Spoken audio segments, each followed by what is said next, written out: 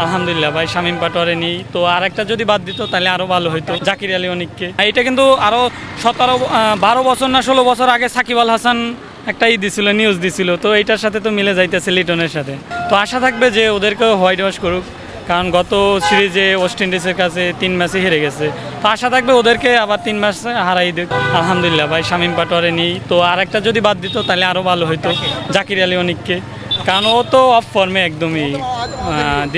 দীর্ঘমনায় আসলে সৌম্যকে নিয়ে ওরা একটা খেলা চালতেছে, কি চালতেছে আমি বুঝতেছি না, কারণ ওই সময় দেখছি যে বিশা জটিলতার কারণে যাইতে পারে না।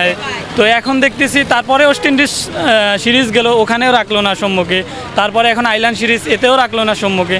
কিন্তু সৌম্যর মর্মটা তো ওরা বিসিবি বুঝতেছে না। কিন্তু দেখেন সৌম্যকে কিন্তু হয়তো আমার জানা মতে যে নোয়াখালী সাইন করছে, ডাইরেক্ট সাইনিং করে নিয়ে নিছে।